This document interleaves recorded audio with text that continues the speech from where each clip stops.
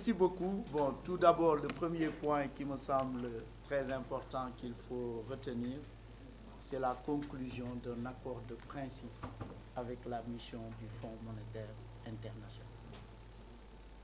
Cet accord de principe, comme il l'a dit, sera soumis à l'approbation des autres autorités du Fonds monétaire international et ensuite au conseil d'administration qui doit se tenir le 14 décembre. C'est un point qui me semble important parce qu'à l'issue effectivement de cet accord, le Sénégal aura accès à un financement avant la clôture des opérations financières au titre de la gestion 2023 de 166 milliards de francs CFA. N'oublions pas qu'après l'adoption du programme en juin 2023, le Sénégal a eu à bénéficier d'un premier tirage sur les ressources dédiées à cet effet d'un montant de 129 milliards ou 133 milliards selon le taux de change du dollar. Premier point, ça me semble important. Deuxième point important, c'est effectivement la révision de la croissance à 4,1% au titre de 2023. Pourquoi? 4 facteurs l'expliquent. Tout d'abord, il a indiqué les conséquences de la Covid-1,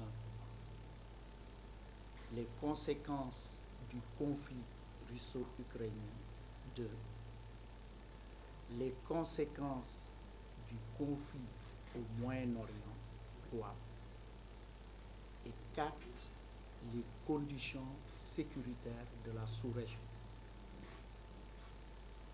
Première explication. Deuxième explication, il l'a dit, le ralentissement du secteur des services suite aux tensions sociopolitiques du premier semestre. Deuxième explication. Troisième raison, le report de la production du pétrole et du gaz au second semestre 2024.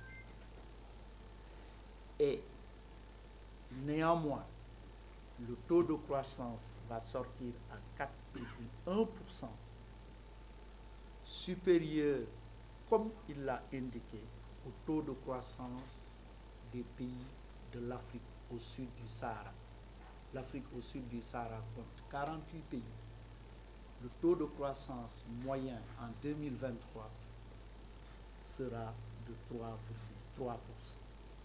Le Sénégal aura une croissance de 4,1%. C'est important. Et par rapport à ce taux de croissance, il faut toujours savoir que le taux de croissance est supérieur au taux de croissance démographique, qui est de 2,5%.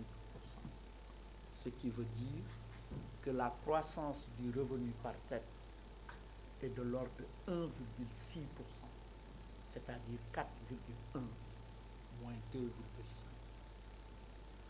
Voilà pour 2023.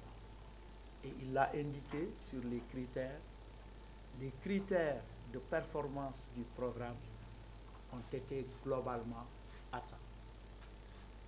C'est tout ce qui est le ratio des dépenses sociales par rapport au budget, c'est 40%, on est dans l'ordre de 43%.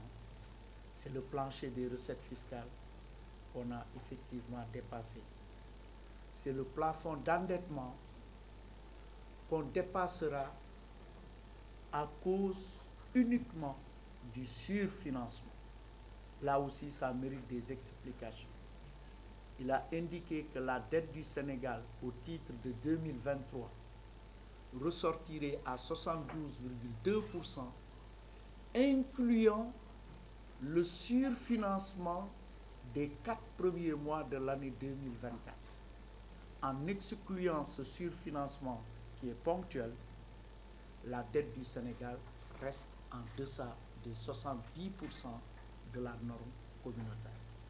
Il l'a indiqué tout à l'heure, c'est important, puisque la dette ressortirait à 69,2%.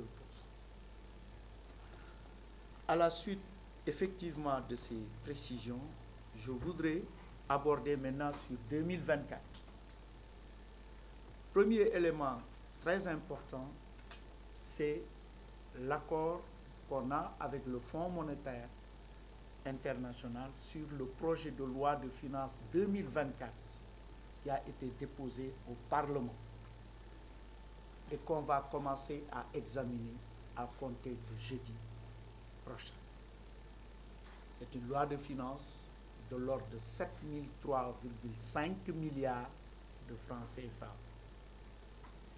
avec un déficit budgétaire, comme il l'a indiqué, de l'ordre de 3,9%, et il a relevé la tendance baissière du déficit budgétaire qui est passé de plus de 6% en 2022 à 4,9% en 2023 et serait de 3,9% en 2024 pour atteindre 3% en 2025.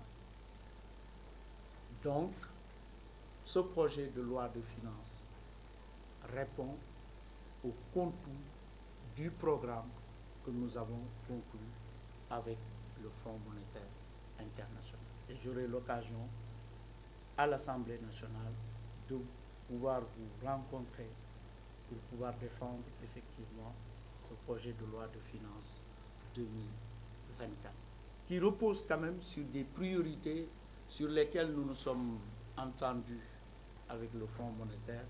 C'est un peu la souveraineté alimentaire.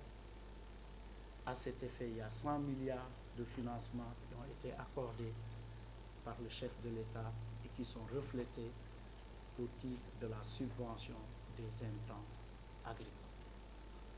Il y a le renforcement effectivement du programme de l'emploi des jeunes Keyundaoui qui va se poursuivre après les 3 ans qu'on a exécutés dans le cadre du programme pour un montant de 450 milliards.